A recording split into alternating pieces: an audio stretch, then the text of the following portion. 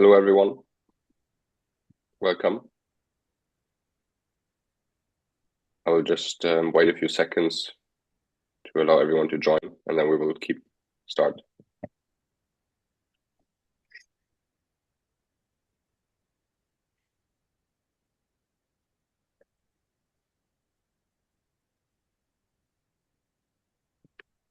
Hello, everyone that just joined. We are waiting for a few, maybe a minute or so, to allow everyone to join, and then we will start.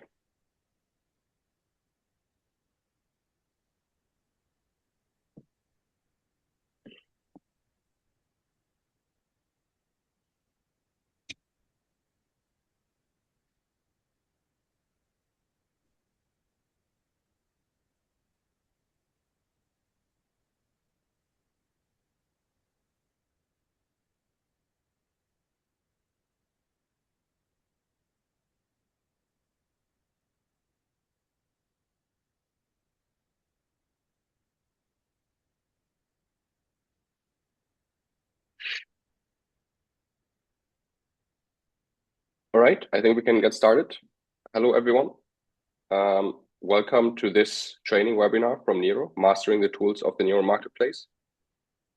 This is a special training webinar. Today, we will have 3 more training sessions for you, which will focus specifically on one of the tools of the NERO featured on the NERO Marketplace each. Before, we had our training webinar series with 3 webinar with 9 webinars, 9 trainings featuring theoretical cybersecurity trainings. Now we will switch to hopefully, we will switch to a more practical side of things and look at the tools that are featured on the marketplace, at least 3 of them, and we'll have a training on those.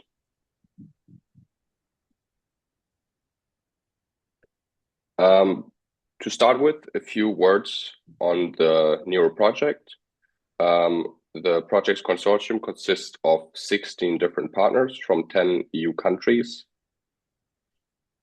The main objective of the NERO project is to develop an advanced cybersecurity awareness ecosystem, focusing on SMEs. Also to demonstrate the benefits of NERO through 3 unique use cases in the healthcare, finance, and transportation sectors, and to support SMEs with knowledge sharing and training, which we will tap into today. The main outcomes of NERO are the aforementioned cybersecurity awareness ecosystem and the marketplace where you can find different cybersecurity tools and trainings. Some trainings are theoretical. What I said, they were featured on previous webinars. Today, we will focus on trainings that are specifically targeting the different tools. We have 3 speakers with us today. First, Davide from Pluribus One, then Kostas from Sphynx, and also Dimitris from Mainz. Before we start, a few tips for today. The Q&A will happen entirely through the chat or the Q&A box. So if you have a question, please leave it in the Q&A box or alternatively in the chat, and we will answer your question either throughout the panel discussion or directly in the Q&A box. The session will be recorded, and the recording will be later shared through our NERO channels. The same applies to the presentation slides. Since this is a research project, we would be happy if you could take a few minutes of your time to answer our questionnaires. We will have 1 questionnaire before the training and 1 afterwards. So yes, please scan the QR code now, or we will also share the link to the questionnaire in the chat. And we will give you a few minutes to go through the questions of the first questionnaire. Thank you.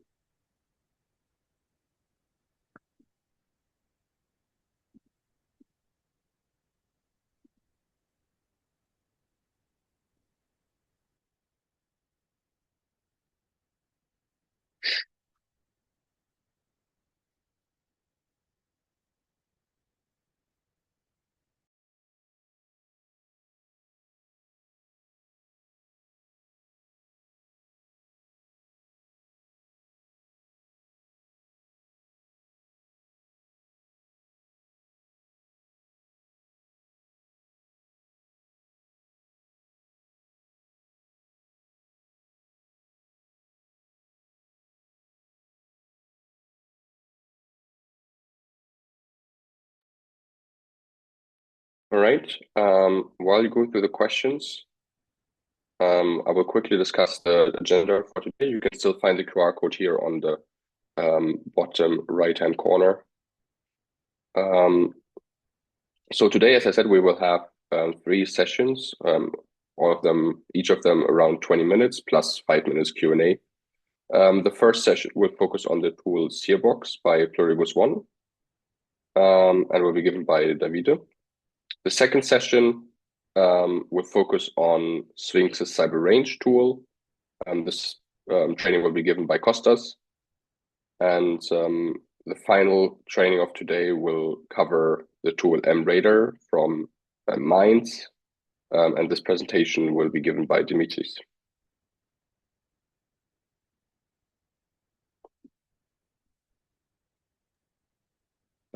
Yes, so now I will hand it over to Davide for our first training of today.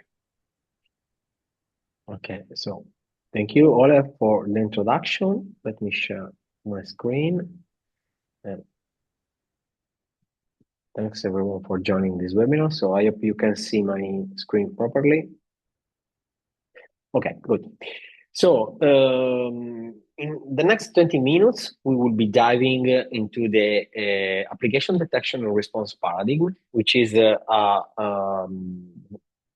paradigm which is emerging recently for the protection of web application and services. So the point behind this paradigm is that overall trends, here I'm sharing some statistics that are took from reports provided by the Italian Cybersecurity Agency, but statistics are more or less valid, at least on a European scale, since the vulnerabilities that are being exploited are more or less the same. And these slides is meant to highlight the fact that there is an increase on different attack categories that are somehow connected with web applications and APIs. So web-based attacks, defacements, DDoS attacks.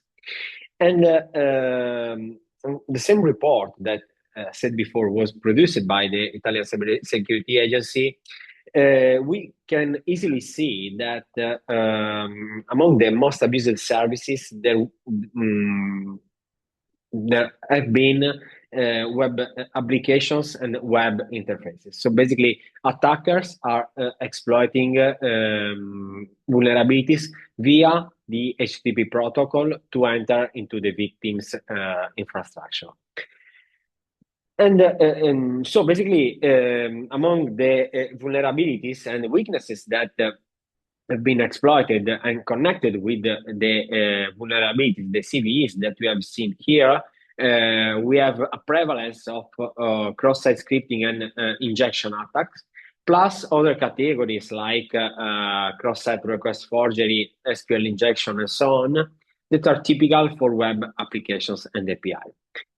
The fact is that the gap that we identified is connected with the fact that even if on one side we have web applications that are being exploited, on the other side the stack of solutions that are typically leveraged by managed security service providers and security operations centers doesn't include solutions that are typically meant to protect web applications and API.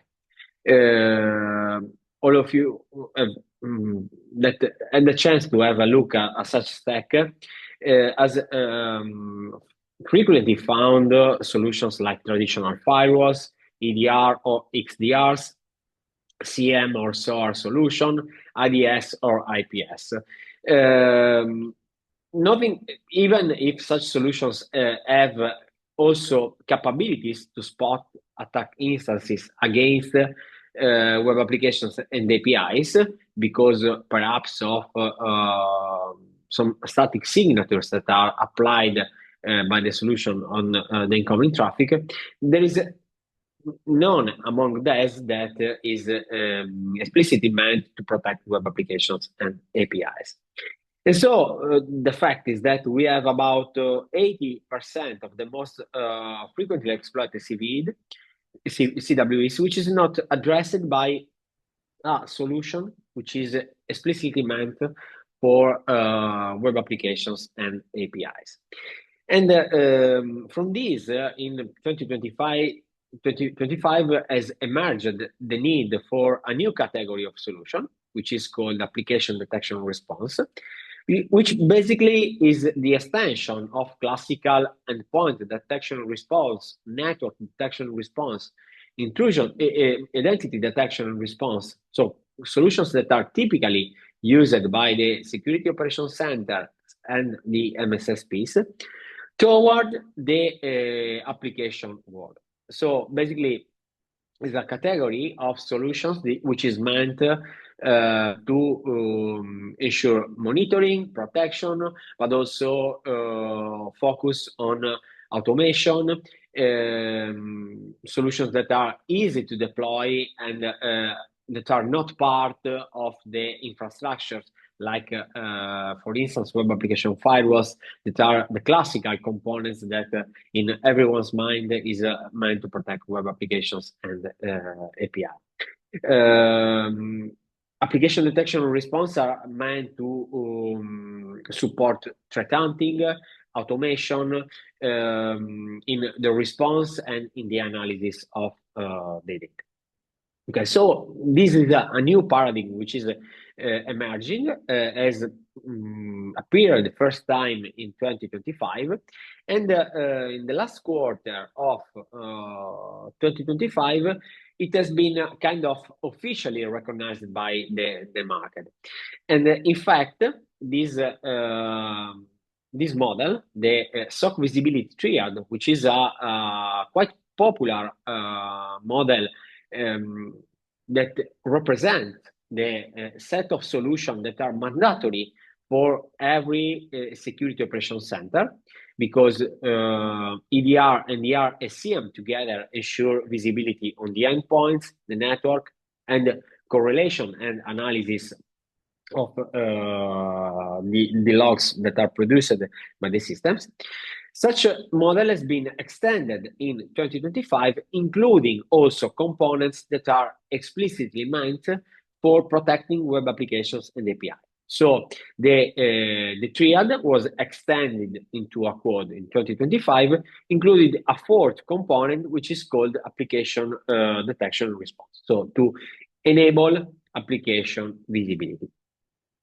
And that's exactly the kind of work that we do with Seer Box, which is a solution that we develop in Pluribus One, and is a solution which is meant to ensure the easy monitoring and protection of web applications and API.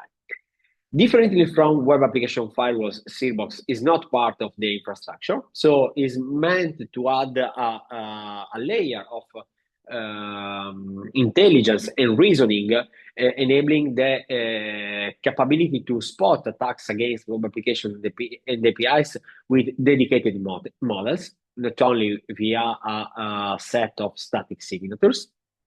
And Seer Box has been designed in such a way that it can be fed by the access logs that are produced by the servers, the traffic balancers, the reverse proxies, the application delivery controllers. So basically, it operates like a passive component, is fed by the log, and also has the chance to block and stop the attacks, just producing rules and signatures, then can be applied by the components that are already in the infrastructure of the customer without requiring any modification to the infrastructure. So if there is already a web application firewall, Seer Box can control it. If there is a classical firewall, either a commercial or an open source one, we can control it via Seer Box. And so you can see the solution like a plug and play component that is able to extract data from the infrastructure and to give back to the infrastructure information useful to stop the attack attempts. Of course, the solution can be integrated and is natively integrated with CM. It features a rich set of APIs for automation and integration with SOAR solutions as well, provides reporting, provides strong support to threat hunting via 3 different interfaces, a graphic interface, a command line interface, a set of APIs. Main differences between application ADR and web application firewalls, the latter is part of the infrastructure. So from using a web application firewall emerges also a kind of conflict in terms of responsibility between the security function and the IT and the operation function. The IDR is a solution which is exclusively meant for the security function. So also, I would say also the governance of the solution is much more straightforward. ADR can be easily deployed on-prem. WAF solutions nowadays are mostly delivered as SaaS solutions. And being an IDR designed for security operations centers and MSSPs provides, as I said before, rich support and strong support for all the activities that are typical for MSSPs and security operations centers. So detection, response, automation, and threat hunting. Instead, web application firewall remains a component that was born to operate at the layer of the infrastructure. So provides capability to handle the infrastructure, but it provides less support for quick detection and response to the attacks. Seer Box can be easily deployed in using cloud-native technologies. You can install it via the NERO Marketplace. It's of course available using containerized technologies, so via Docker, Kubernetes as well, and integrates without any agent with the customer infrastructure via a set of connectors that allow Seer Box to be connected with the most popular solutions that can be found in every customer infrastructure. You have available a rich set of documentation, which is available at docs.seerbox.it. And just to close this overview, it also provides strong support to compliance with several requirements that are set by the NIS2 regulation. And so before to leave the word to the next speakers and to Q&As, I will just use the last 5 minutes to provide you an overview of the Seer Box graphic interface. You see that from the home page of the interface, you have the chance to have an overview of the attack trends. You have two plots. One is for the legitimate traffic in blue, and the other one is for the malicious traffic in red. Of course, you can easily filter, selecting one specific domain, or eventually playing with the range of data. And as you see, the data is and the plots are updated in real time. Here you see that we have on one side groups, and on the other side the list of domains and services that are monitored. And this feature was introduced to allow the Seer Box users to operate on the domains that are monitored on an aggregated basis, which is useful either to analyze the alerts, but also to apply protection policies to group of domains that are basically for which on the backend there is exactly the same application, for instance, the same CMS. In terms of detection, there is one part of the interface which is entirely dedicated to the alerts. So you see here we have a categorization of the attacks that is produced using the standard OWASP taxonomy. And for every alert, we have the details of the attack pattern that was identified by Seer Box as malicious, and also indication of the response code that have been provided by the application as a response to every sorry to each attack. I would like to clarify that basically the every alert that you see here is not a single transaction, but the system instead runs a clustering of the alerts, so that every alert corresponds to a group of similar attack attempts that the systems, the services and the applications have received within a specific time window. So, for instance, here you see that this alert is connected with 124 different malicious clients, and that the last seen attacks occurred in this specific case just 20 minutes ago. And we can, of course, handle the specific alert, have all the details of the traffic. Seer Box is able to analyze and to apply the detection modus on all the parameters of both the request and the response, if there is one. We do provide. Let me just check another alert, which is perhaps more representative. So here we do also provide indication of the CWEs that the attacker has been exploiting or trying to exploit. And this helps to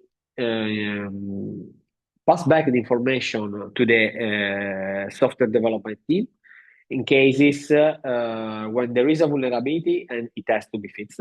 So we can provide evidence of the fact that that vulnerability eventually has been exploited in the wild.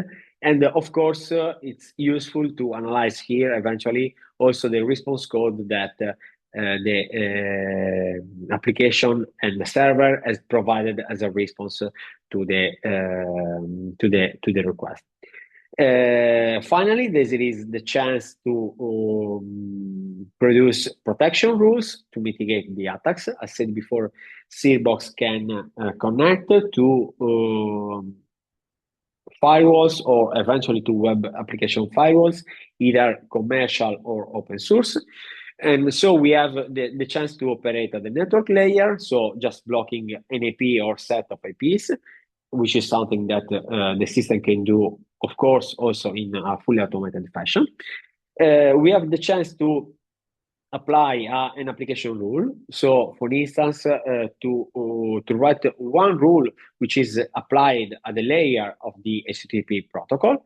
And so here we have a wizard that allows us to, let's say, to create the rules almost automatically. So just in a few clicks, as you said, we have, let's say, finalized the construction of the rule.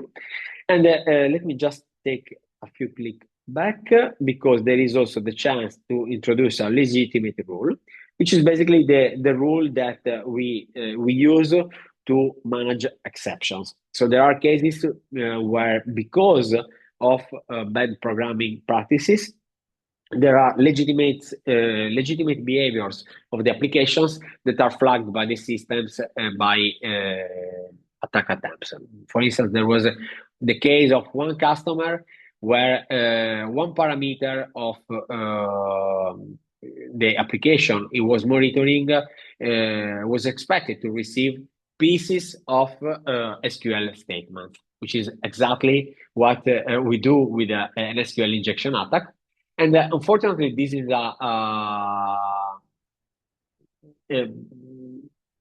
pattern programming like these are not infrequent. And so we, in practice, have the need to handle such situations in practice. So this is the reason why you you have such functionalities here in the interface. To close, you have here automated reporting. So I have the chance to add one schedule for automated reporting with a frequency and recurrence that can be set by the user. Of course, we can select if to include one or more domains in the report, and all the reports are here available in the interface. Configuration is straightforward because one traffic source can be easily added by the interface. So if we want to gather traffic from an Nginx web server, we just need to add it here on the interface. And we need to apply an easy configuration on the Nginx server to send the SS log for Seer Box. And similar applies to the protection solutions. We can integrate with some of the most widely used web application firewalls or commercial firewalls. And so, Ole, I think I will stop here, leaving a few minutes for questions, if there is any, of course. Yes, thank you, David, for the interesting presentation and demo. Exactly. So if anyone has any questions for David, please post them in the Q&A box. Maybe we will give you 1 or 2 minutes to come up with a question and post it.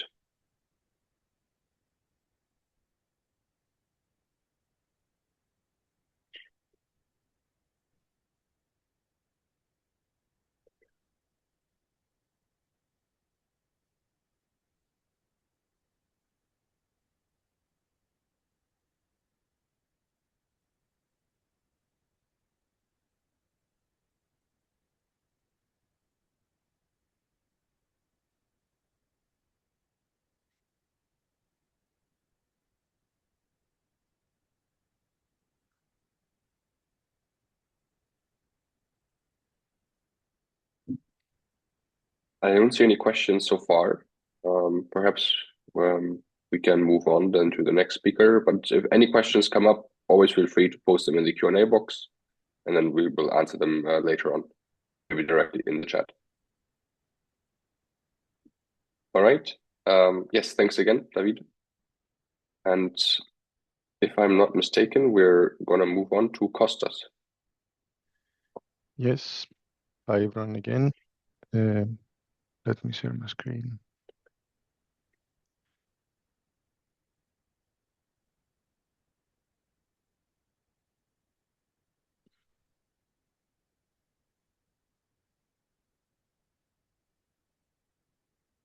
Okay. Let me know if you cannot see my screen. Yes, we can see it. Okay. So, thank you all again for joining this webinar. I will go through the Sphynx cyber range platform. Before going to the actual platform, let me give you a quick short introduction of what cyber range technology is all about so that you understand better our tool.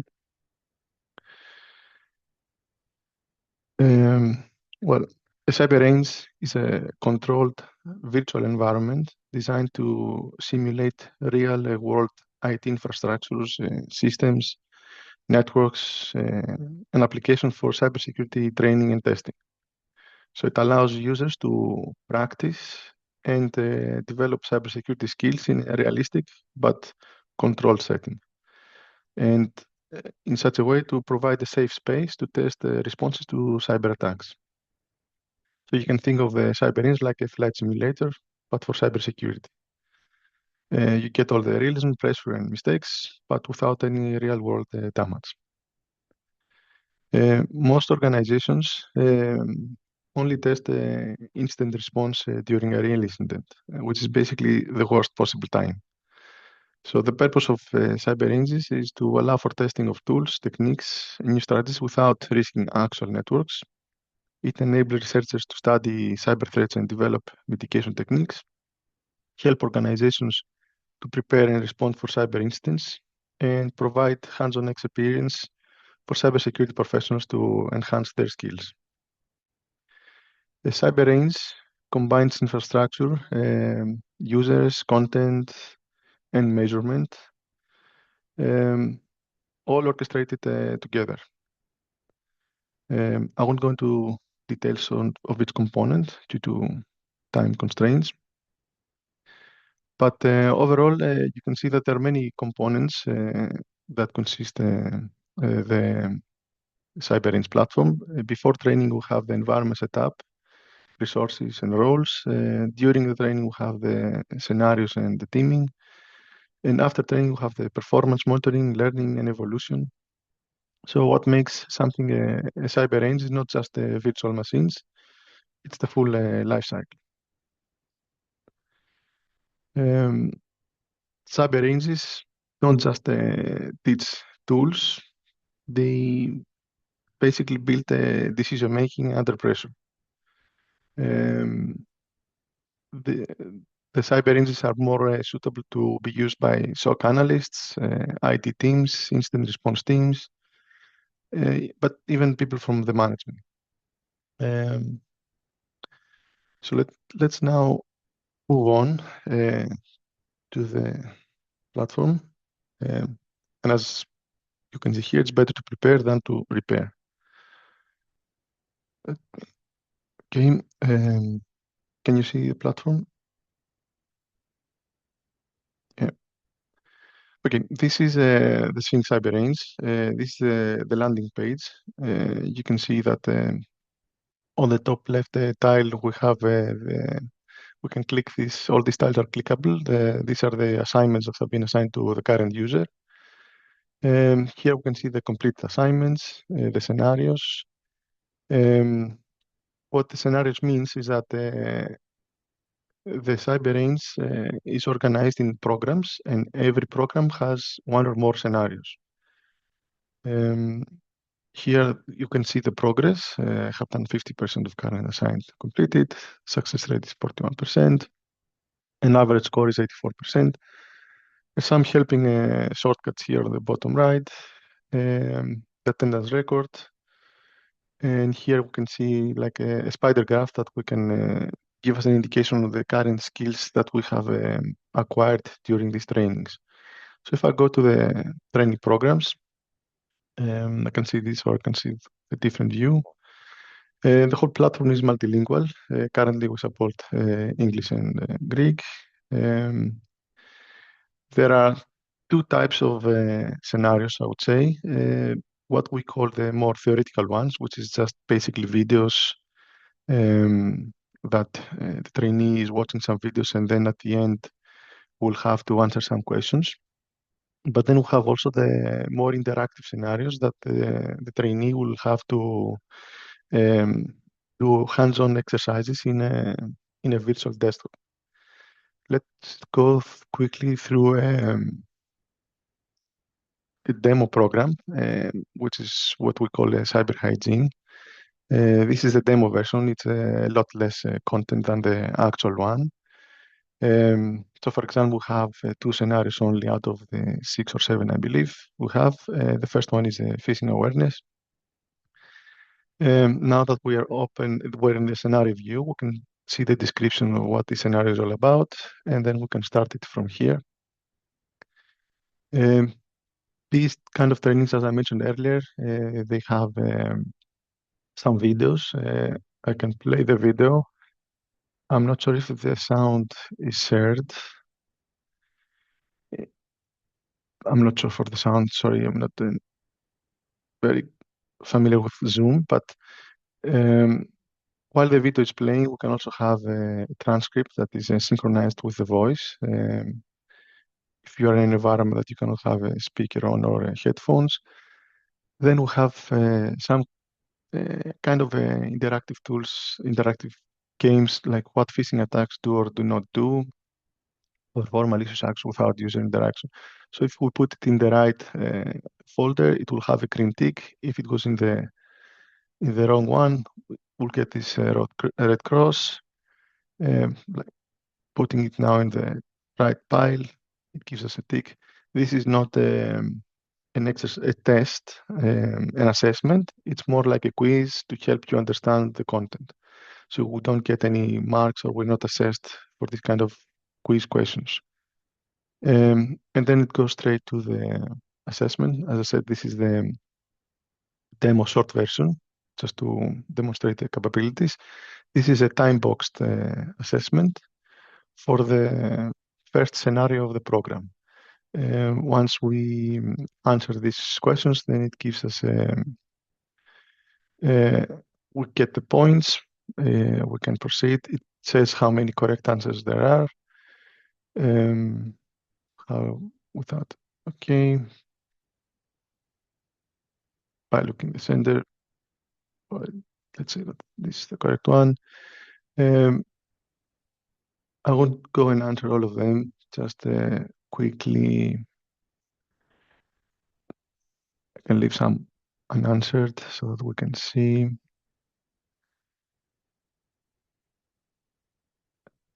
And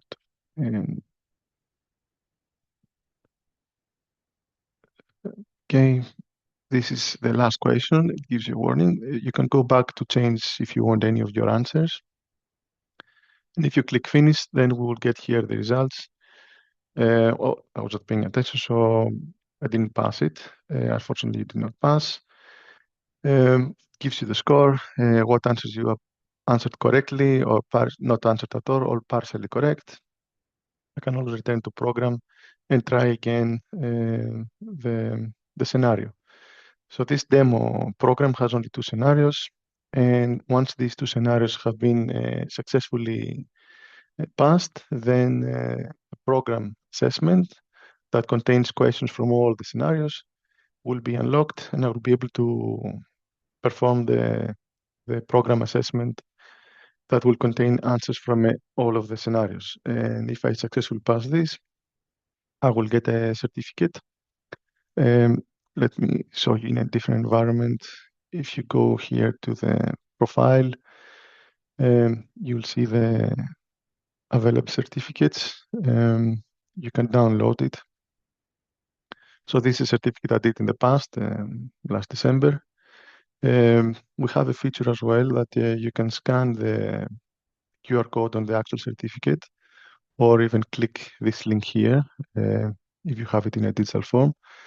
That basically confirms and validates that this certificate was acquired by the correct person, and not someone has used Photoshop or another tool to go and replace and put his name here. Going back to the programs, let me show you a different type of program when we have, let me see where I can find it. Yes, some of the programs usually have this label here that this is interactive. Once I start this, you will see that it is a bit different. The difference with this kind of programs is that we have a virtual desktop. You can see this gray bar at the bottom here. This is an ENISA exercise that we have created based on an ENISA exercise. This is the introduction. This is a training on Unix and Linux commands. It basically shows that clicking on the title bar below, you can open the virtual desktop. You can have it in different sizes depending on your monitor. Let me keep it compact for now. You can always minimize it and maximize it. So basically this exercise here is giving you some training on the Linux tool commands. I'll not go through this exercise now. This is not the purpose of this current webinar. But this training is teaching you on Linux commands like cat, head, tail, etc. How to do certain things. And this is still on the training phase. It's not an assessment. There's no timer anywhere. You can go through the different descriptions. There are some quiz questions. So, for example, which tool is primarily used for real-time network let's say this one, you can check your answers. It's correct. You can move to next one. There's 7 training questions that you don't get any marks. You don't see there are no points anywhere here. You can always scroll back here on the left and see the theory, so you can answer correctly. Which commands, for example, design to process and analyze text data. Let's say this one, check answers, correct. If I select another one, it will give me this is the wrong answer, etc. Next, next, next. These are all quiz questions. And now we're going to the training. We finished the training phase, and now we're going to the actual assessment. As you can see here, we have 1 hour and 10 minutes to complete these exercises. There's an introduction, and then there are certain tasks. So under this task, we need to go here, open the command prompt. This is a fully functional desktop environment. We can open a browser if we want.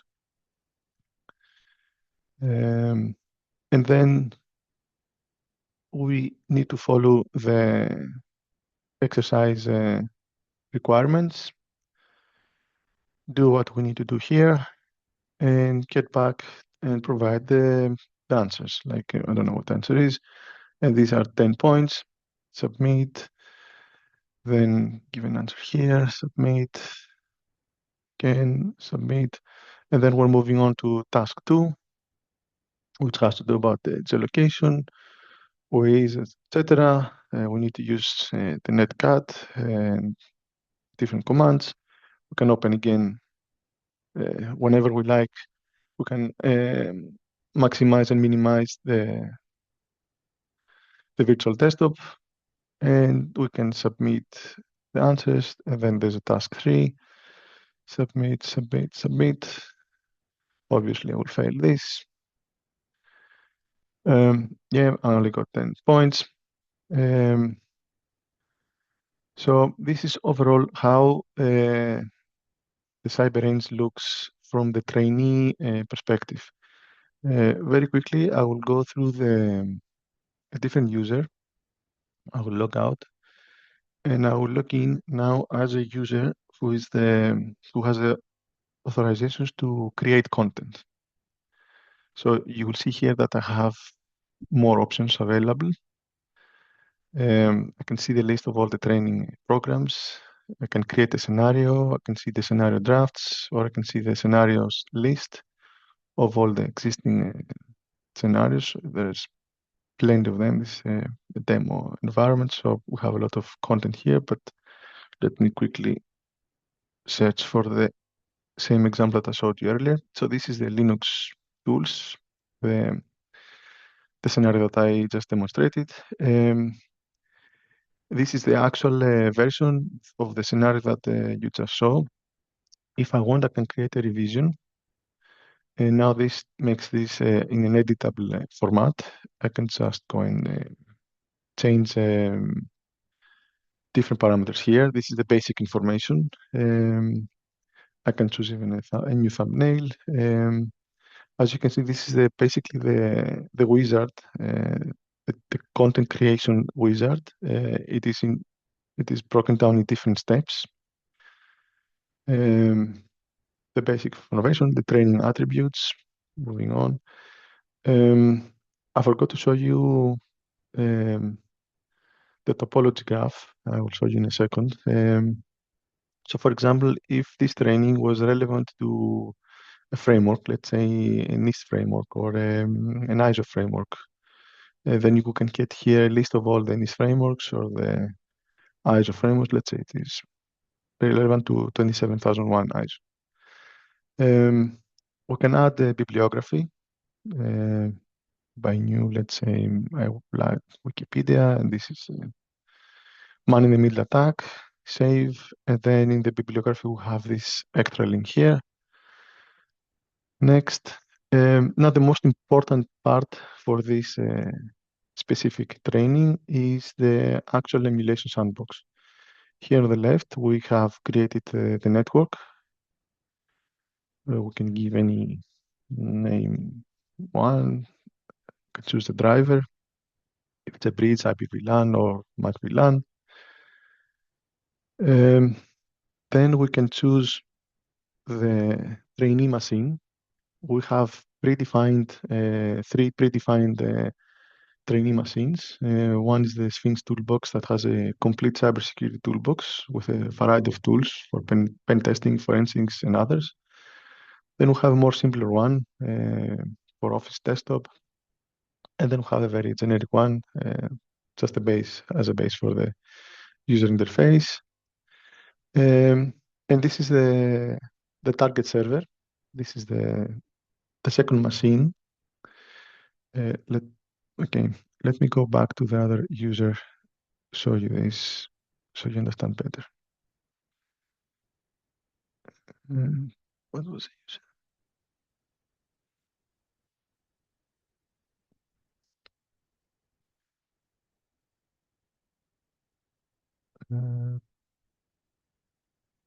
The training. It was this one.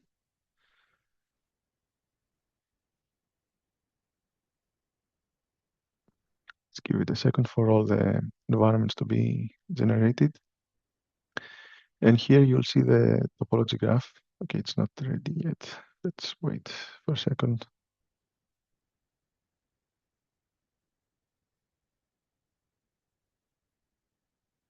Okay, now it should be ready. You can see the topology graph. Oh, sorry, it's a different environment, different program. 1 second. This.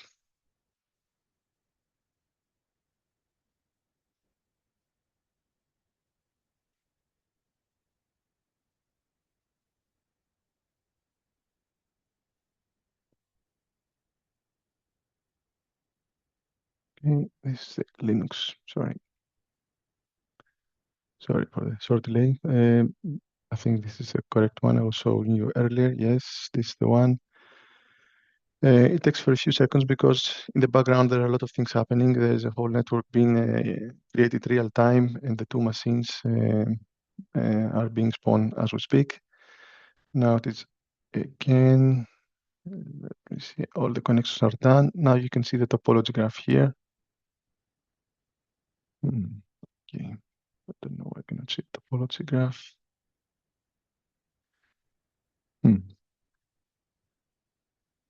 Okay, bad luck.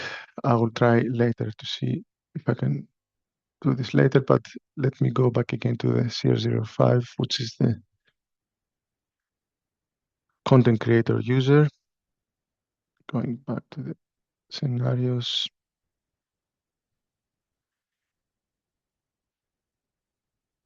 If you go back to the revision,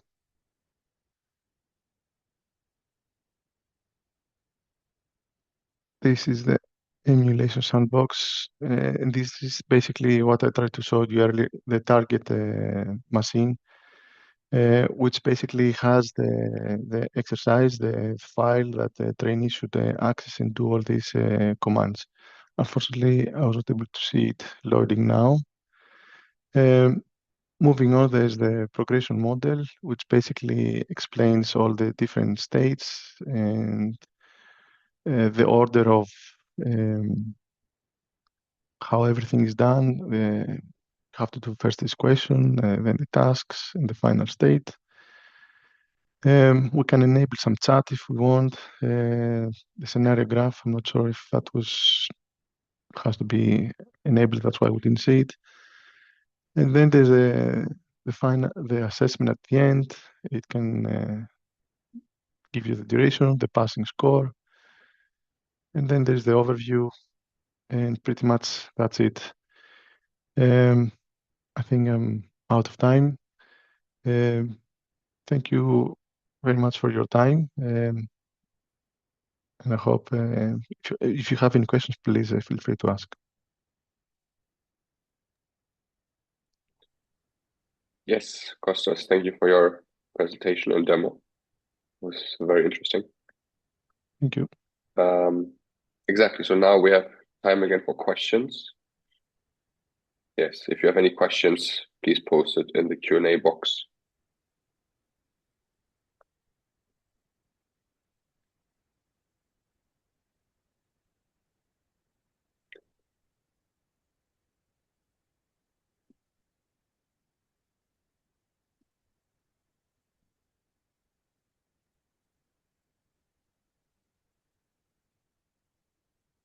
Let's wait a minute, a chance to come up with a question. I'll write it, and then we will continue.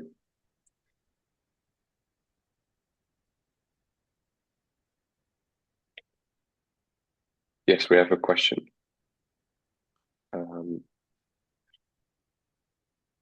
From Joanna. Are the training programs included with the tool, or must they all be custom created? Well, the programs are currently intellectual property of Sphynx, so we have created these programs. They are part of the product as well. So one product is the actual platform itself, but then also the trainings are also considered to be products themselves as trainings.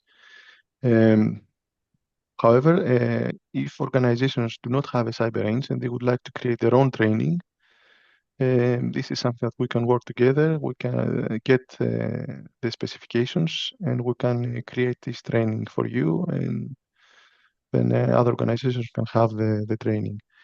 And just for the sake of sharing it, just give me 1 second.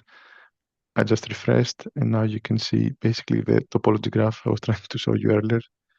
See, when you do live demos, when you want to show something, it doesn't work. So this is a Sphynx toolbox. Then this is a web server that actually the exercise is asking you to go and fetch and read the. Sorry to interrupt you, Costas. We're not seeing your screen. If you're trying to share. Oh, sorry. You're not sharing right now. Sharing, yes. Okay. So basically, this is the virtual desktop of the trainee. And if you go to the topology graph, you will see here, this is a virtual desktop, the Sphynx toolbox that has all the different tools inside. And this is the web server for the sake of this exercise that is asking you from this machine to do an SSH connection to the web server and do some file processing. And this is the topology graph I tried to show you earlier, but probably I didn't wait for this to load properly and I broke it. Okay, I hope I answered your question. So again, the trainings do not come with a tool, but we are selling these trainings. We're selling license for the trainings, and also we can collaborate with other organizations to create their training programs.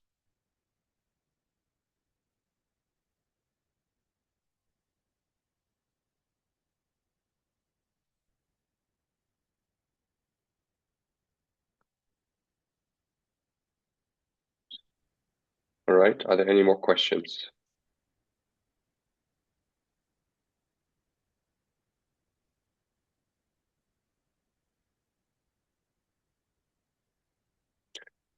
All right. If not, I think we can move on. Of course, as always, if some question comes up, just post them in the Q&A box and we can answer them there or later.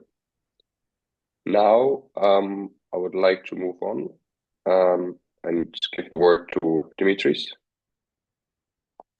Yes, hello. Let me share my screen. Can you see my screen? It's loading now. Perfect. So, hello everyone from me. We are going to talk about MRadar. Today it's a tool from Minds, and we use it to NERO Marketplace. MRadar is a platform that combines XDR and CM capabilities in order to help organizations monitor, detect, respond to potential security threats across device endpoints, internal networks, and cloud environments. Let me give you a small description what is CM and XDR, because maybe you don't know. CM is a security information and event management. It's a centralized platform that collects, correlates, and analyzes logs from across the infrastructure to detect incidents, support investigation, and meet compliance requirements. And XDR is extended detection response, which is a unified security platform that correlates deep telemetry from endpoints, network, email, and identifying to cloud to detect, investigate, and automatically respond to attacks in real time. MRadar continuously collects and analyzes security events from the infrastructure in order to identify anomalies, detect vulnerabilities, and ensure compliance with regulatory requirements. One very important aspect of the platform is that it enriches alerts with contextual information. This means that instead of seeing isolated events, security analyst gets the full picture, which significantly reduces response time and strengthens the overall security posture of the organization. So in the next slides, we will show how MRadar is structured, how its dashboard works, and how its major page contributes to security monitoring and investigating. So, as all the CM and XDR tools, the same and MRadar comes with a web-based dashboard, which acts as the main interface of the platform. Here we can log in as users in order to use a dashboard. And then we are allocated to the home page. The home page provides a quick high-level summary of security incidents. At the top left, we can see a pie chart that shows us the ratio of active agents versus all connected agents. At the top of the page, we can also see the alerts from the last 24 hours, divided into 4 categories based on sensitivity: critical, high, medium, and low sensitivity. The rest of the page contains shortcuts to the other dashboard sections we're going to talk in the next slides, grouped in categories like endpoint security, threat intelligence, security operations, and cloud security. So with one glance in this page, we can the analyst immediately understands the current security of the infrastructure. So for the threat hunting page, which is the next page we can navigate through the dashboard, is one of the most important pages because it allows us in-depth investigation of security incidents. The platform supports indexing, and each incoming event is checked against predefined and custom rules. If at least one rule matches, an alert is triggered and shown in the dashboard. The page has two, if you can see on the top left, 2 tabs. We've got the dashboard tab that visualizes threats using time plots and pie charts and emphasizes critical alerts, especially those related to authentication and those with rule level higher than 12. And we've got the events tab that shows incidents over time and allows the user to adjust the time range. And it also displays detailed fields such as timestamp, agent name, rule description, rule level, and rule ID.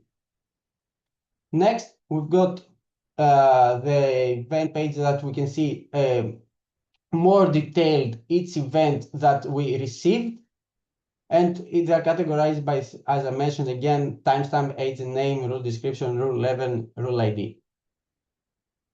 We can also select each event and check the events, the timestamps, and all the descriptions and the necessary information for each event alongside with a JSON format.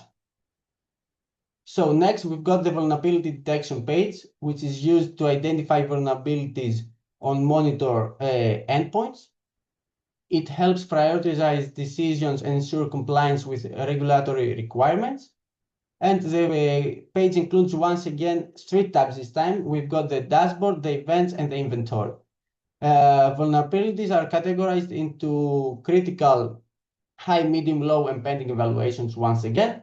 And also the dashboard shows statistics like the top 5 vulnerabilities, top 5 operating systems, and top 5 affected packages. Next, we've got the Discover page that displays the complete list of the events in chronological order. It supports searching. We can filter and detail field inspection, making it ideal for exploration, timeline analysis, and forensic investigation. And finally, we've got the endpoint page. The endpoint page provides an overview of all the registered agents in the system. First, the agent are categorized based on their status, if they're active, if they are disconnected, or pending, or they are not connected.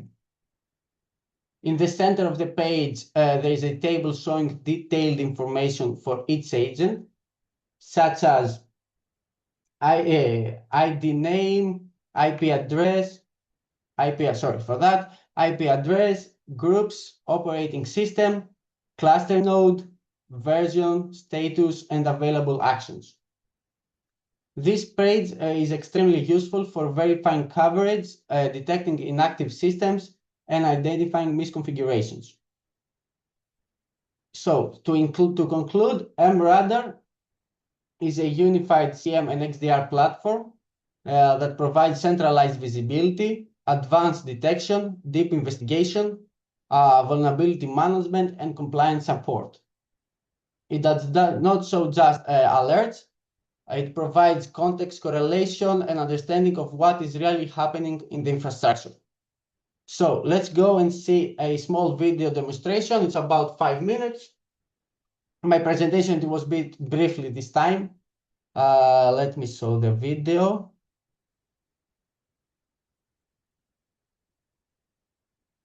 So can you see my video? Yes, probably the same screen. So as mentioned before, we've got the login page. Here we simply enter our credentials to access the platform. And once we are logged in, we've taken to the homepage.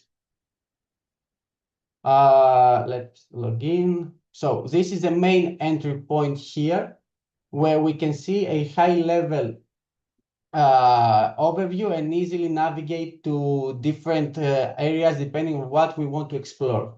This is the first picture we saw in the presentation. The idea here is that from a single place, we can move either to raw data, visual summaries, or more advanced investigation views.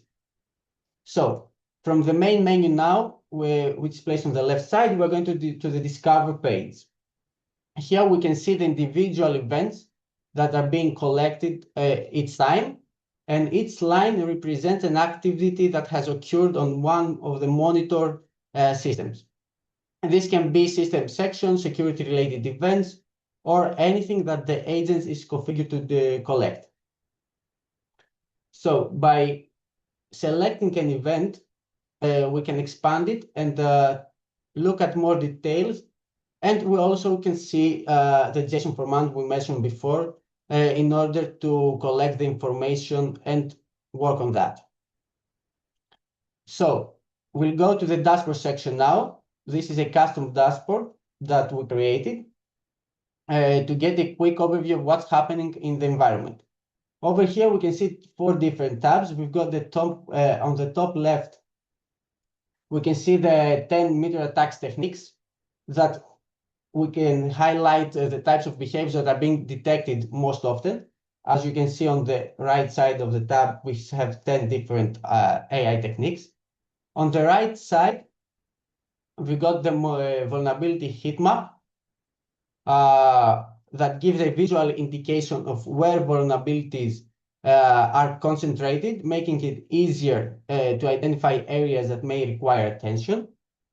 Next, we've got the top 10 hosts with multiple events. This allows us to quickly spot systems that are generating more activity than others. And finally, we can see the last visual that displays the top 10 event categories. This helps summarize the nature of the events being collected. Alongside this dashboard provides a fast and intuitive way to understand the overall security without needing to analyze raw logs. Now we're going to go to the threat hunting section.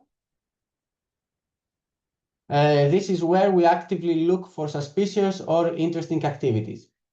This is where we focus more on investigation and analysis. And inside the event view on the top left, we can see exactly what triggered the alert, along with contextual information that helps explain why it was generated. We can open its event,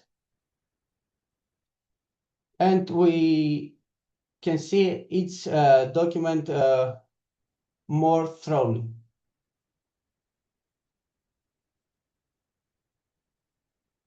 We can also see the JSON format as mentioned again.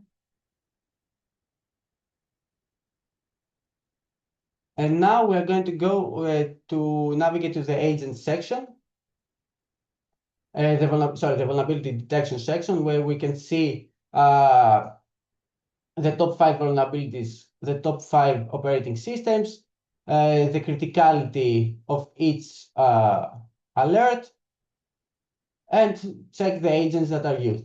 We can also see most common vulnerability score and vulnerabilities based on the year of publication we had. Now, at this point, we can see the agent status again, which is active, which is disconnected, pending, or never connected. And we can see also the events that are counted from each agent.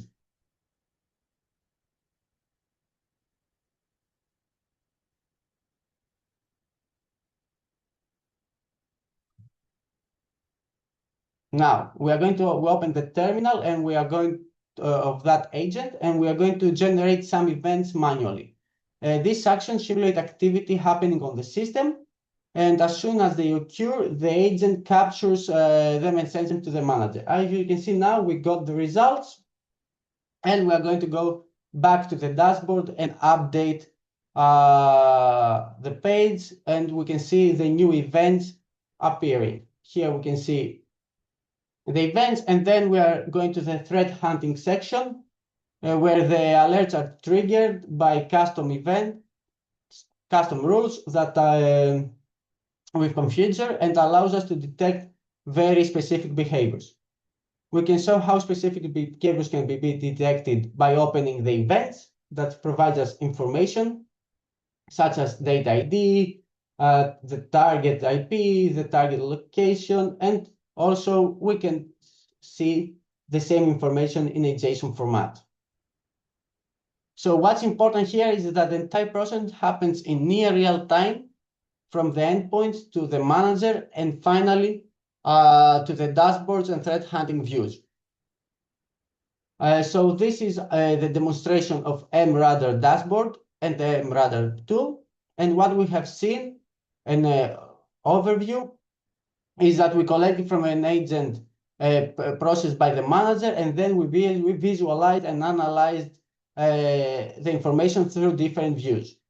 From a high-level dashboard to detailed event investigation, the platform provides both visibility and control in a simple and intuitive way. So I was a bit brief, but the tool is well explained and easy to navigate through. That was my presentation for today. Yes, thank you, Dimitris, for the interesting presentation and demonstration. Yes, now we'll have another round of questions, this time for Dimitris and about the MRadar tool. So if you have any question, again, please post them in the Q&A box. We will give you 1 or 2 minutes. Yes.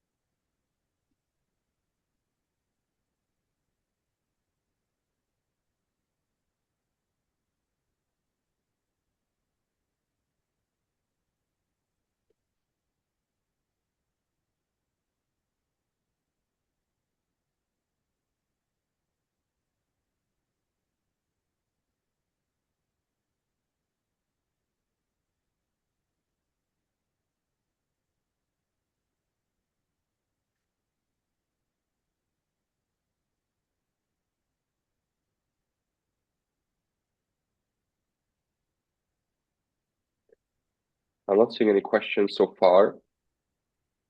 I would suggest we move on to our outro presentation, but if you have any question, feel free to post them. In a second, we will also have another Q&A round where we can collect some more questions. So if you have any question for Dimitris, please post them in the Q&A box and we will answer them shortly. Yes, let me come back to my slides.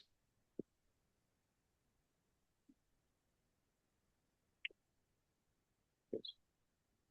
I hope they're visible.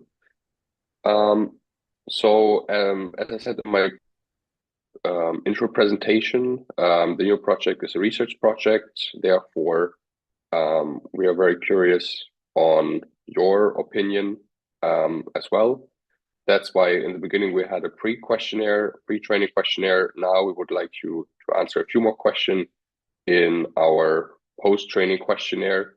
So we would really appreciate if you could take a few minutes of your time and answer this questionnaire as well. So please scan the QR code or follow the link that we'll post or that we have just posted in the chat.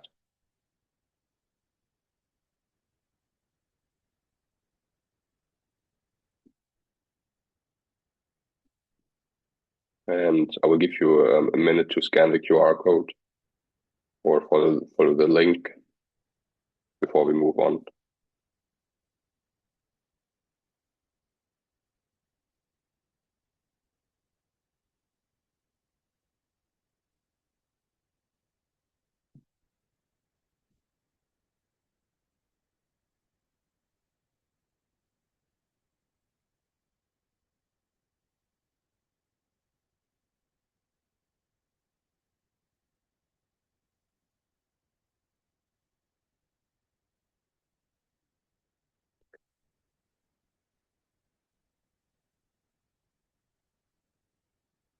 All right. Thank you for taking your time and going through our questions. The QR code will still be visible here. Now we will have another chance for you to ask your questions for all three speakers. So if you have any questions, please put them in the Q&A box.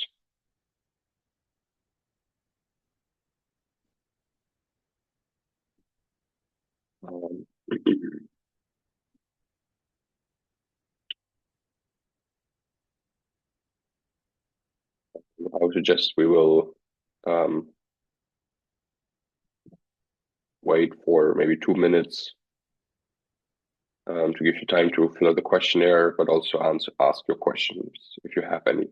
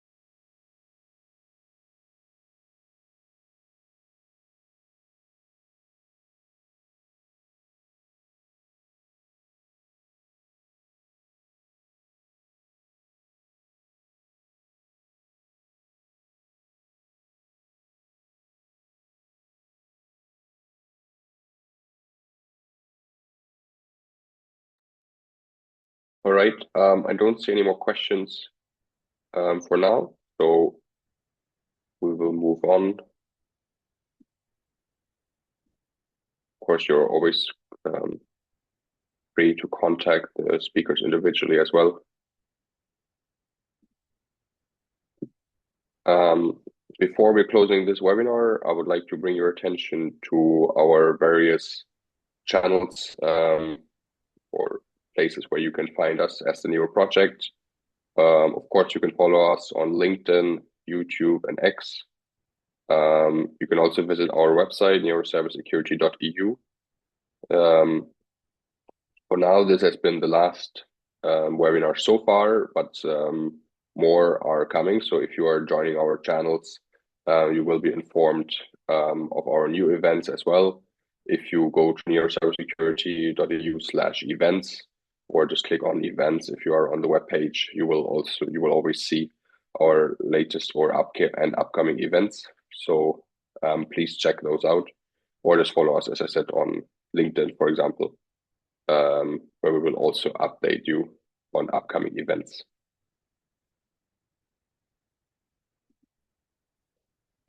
Yes, everything that's left for me to say is thank you so much for joining. Thank you to all the speakers of today. And of course, also thank you for answering our questionnaires. I'm showing now the QR code again. So if you haven't filled out the questionnaire yet, please consider taking a few minutes of your time. It's not very long to go through our questions. This would help us very much. And yes, thank you for joining.